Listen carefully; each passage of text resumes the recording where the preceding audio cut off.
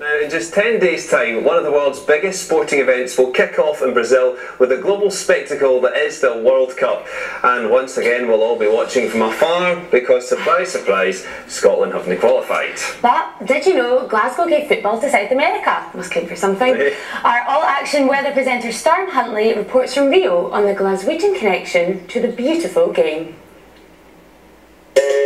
Brazil, it's the spiritual home of the beautiful game, and it's hard to believe that only 125 years ago, football was unknown here.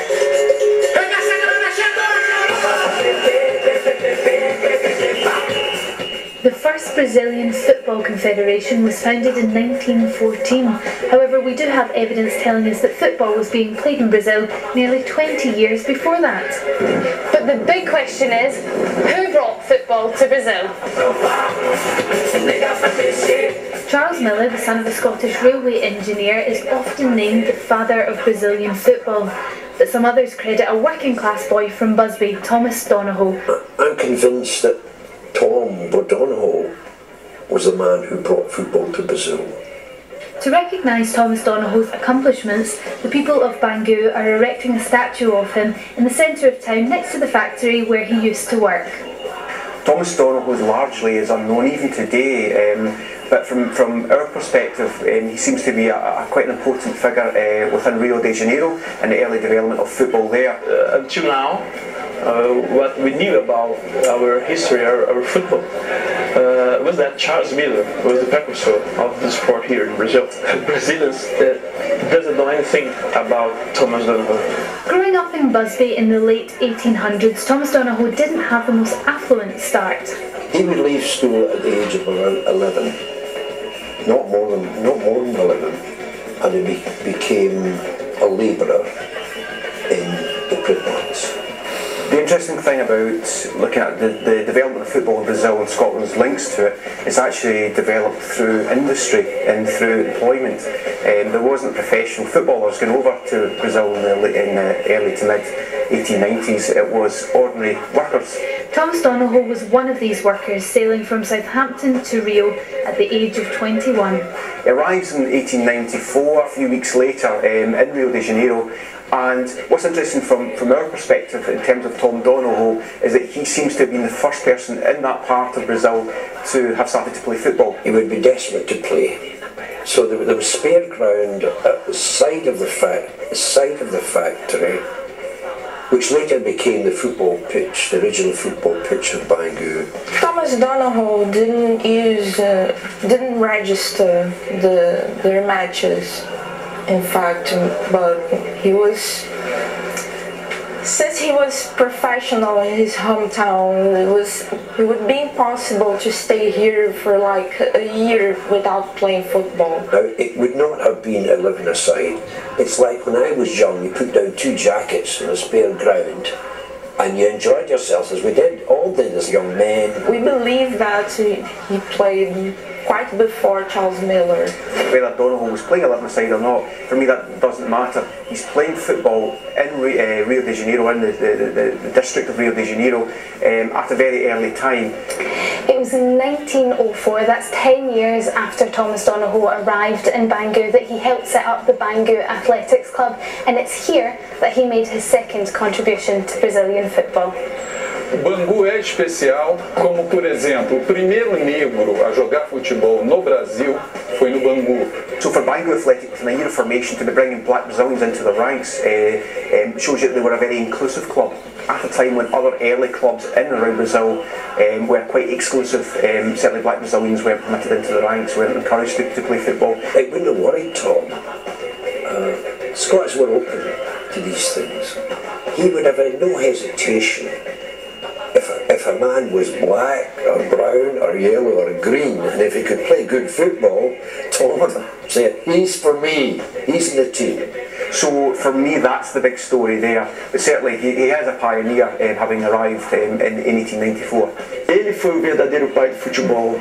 E agora com a inauguração do monumento ao pioneirismo do futebol, ao escocês, isso vai dar mais visibilidade ao nosso bairro, né? Vai trazer muita mídia positiva. Então foi um escocês que trouxe tudo tudo de bom para o nosso bairro e com certeza também para toda a Escócia que está num processo de emancipação do Reino Unido.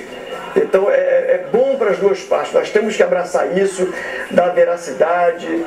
Whether you believe it was Charles Miller or Thomas Donohoe who brought football to Brazil, one thing we do know is that it was Thomas Donohoe who opened up the game for players like Pele, Garrincha and Ronaldo, and for that we can be thankful. Well, we're joined by our weather presenter Storm now, fresh from your trip to Rio. Lucky you. Now, how did you find out about the Glaswegian connection to the beautiful game? Well, I was just looking at the roots of football in Brazil, because obviously the World Cup's happening there in a few weeks' time, and I read a lot about Charles Miller, but all of a sudden Thomas Donohoe cropped up and I thought, oh, this is an interesting story. I found out he was just from down the road in Busby, and I found out how interesting he was, and I think he's a much more interesting character than Charles Miller, even though Charles Miller has his part to play in bringing football to Brazil too. And Charles Miller's dad was also a Scottish born man, he was from Largs, so sure, that's where you went in that little video. It wasn't in Largs. Where were you in? See the I just popped down there, yeah, it wasn't a 10-hour flight over there at all. And did the people of Rio really know that it was a Glaswegian that gave football to South America? Well, yeah, absolutely. Most people think that it's Charles Miller who's Scottish, but it's a small district, and it's a suburb in Rio called Bangu, where they are pioneering the belief that it's Thomas Donohoe who actually brought football to Brazil. And it's just whether you consider a five-a-side football game as relevant as an official game played with a referee, etc. So Charles Miller did a more professional game, but Thomas Donohoe was playing prior to that. Now, we saw a statue being built on our Scottish footballer. Do people in Glasgow know about that statue? No, nobody in Glasgow seems to know about it unless they're entrenched in football history. I think that's mostly because there's so many Thomas Donohoes in Glasgow. Glasgow was big in industry in the late 1800s, so we had all the textile factories, a lot of railway engineers, and they went all the way over the world, and that was when football was just starting to get popular here too, so they took football with them. So there was a Thomas Donohoe who went to China, there was a Thomas Donohoe who went to Australia, and one that went to Argentina, all over the world. So it would be hard for us to put a statue up all over Glasgow for every one of these men that did it. But they're interesting characters, and it's absolutely fascinating. And the World Cup kicks off next week, and there's been some concern, security for example. Did you feel anything like that when you were there? No, when I went over there, people were telling me, you can't wear any jewellery. I didn't take any of that. You make sure your bag's closed and with you. But you would do that if you went to any big city, anywhere. I think there has been a few riots. There was one while I was over there. Unfortunately, I wasn't in Rio at the time that it happened. But that's mostly to do with the public sort of having a bit of an outcry about the amount of money that it's cost the Brazilian government and how much money it's costing them, essentially. I read somewhere that it was costing £40 million per game that they were playing in the World Cup. That is a lot of money that they're taking away from hospitals and education, and that's really what the uprising is about. But they love football so much that I think once the World Cup gets there, they'll forget all about it and they'll just enjoy the game. They can't help themselves. They absolutely adore it. Amazing stuff. You had fun by the sounds of it though. It was so much fun. Yeah. We're not jealous. We're not jealous at all.